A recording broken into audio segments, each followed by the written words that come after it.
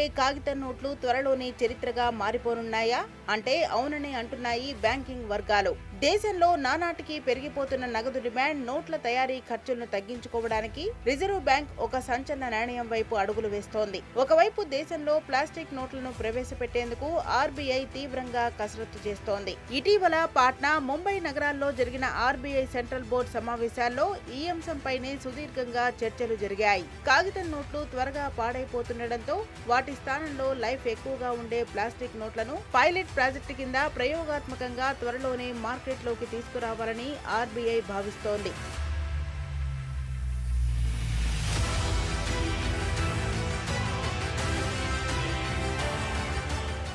RBI విడుదల చేసిన ఆర్థిక సంవత్సరం 2025 వార్షిక నివేదిక ప్రకారం దేశంలో కాగితం నోట్లను ముద్రించడానికి కేంద్ర బ్యాంక్ భారీగా ఖర్చు చేయాల్సి వస్తోంది. గత ఆర్థిక సంవత్సరంలో నోట్ల ముద్రణకు 5,101.4 కోట్ల రూపాయలు ఖర్చవగా ఈసారి అది ఏకంగా 6,372.8 కోట్ల రూపాయలకు పెరిగిపోయింది. మార్కెట్లో నగదుకు విపరీతమైన డిమాండ్ పెరగడమే ఇందుకు ప్రధాన కారణమంటున్నారు నిపుణులు.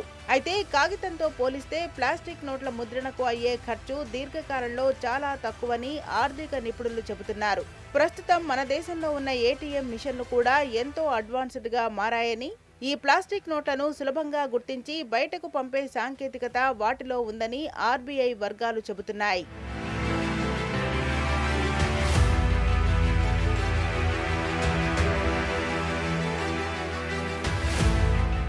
సాధారణంగా మన చేతుల్లోకి వచ్చే కాగితం నోట్లు త్వరగా మురికిగా మారడం, చిరిగిపోవడం జరుగుతుంటుంది. ఇలాంటి పాడైపోయిన కరెన్సీ నోట్లను సేకరించి వాటిని నాశనం చేయటం ఆర్బీఐకి ప్రతి ఏటా పెద్ద తలనొప్పిగా మారుతోంది.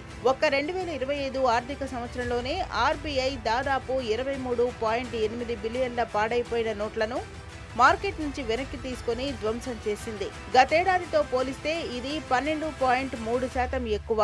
ఇలా రద్దయిన నోట్లలో ఎక్కువ శాతం 500, 100 నోట్లే ఉన్నాయి.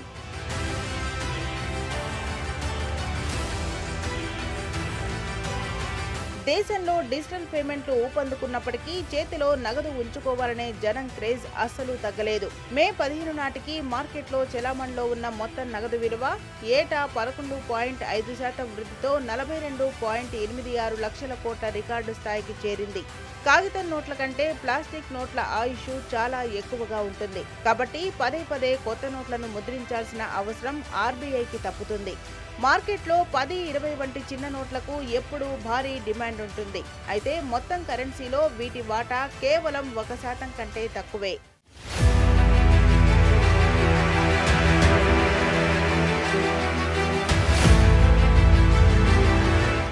గతంలో నాణేల చెలామణిని పెంచాలని ఆర్బీఐ చూసినా పెద్దగా వర్కౌట్ కాలేదు.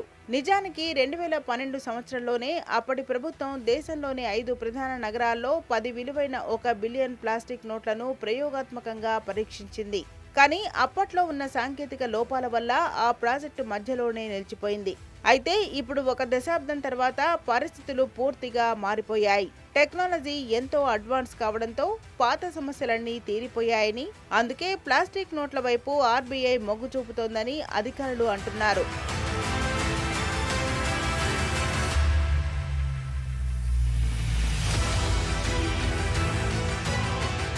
కరెన్సీ నోట్లకు ప్లాస్టిక్ ఉపయోగించడం ప్రపంచ దేశాలకు కొత్తేమీ కాదు. ప్రస్తుతం ప్రపంచవ్యాప్తంగా దాదాపు 60 దేశాలు ఈ పాలిమర్ బ్యాంక్ నోట్లను విజయవంతంగా ఉపయోగిస్తున్నాయి. ఈ విప్లవాత్మక మార్పుకు 1988లోనే ఆస్ట్రేలియా శ్రీకారం చుట్టింది.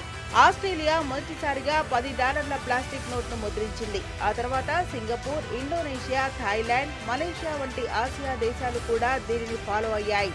యూరప్ ఖండంలో 1998లో రొమేనియా దేశం మొదటిసారిగా ప్లాస్టిక్ కరెన్సీని ప్రవేశపెట్టగా, కెనడా 2011లో దీనిని అమల్లోకి తెచ్చింది.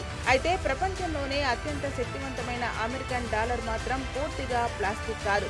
డాలర్ నోట్లను కాటన్, లినన్లతో కూడిన ఒక ప్రత్యేకమైన మిశ్రమంతో తయారు చేస్తారు. ఇప్పుడు అదే బాటలో మన భారత్ కూడా నడవబోతోంది. త్వరలోనే మీ జేబులో కాగితానికి బదులు ప్లాస్టిక్ కరెన్సీని చూసే అవకాశం ఉంది.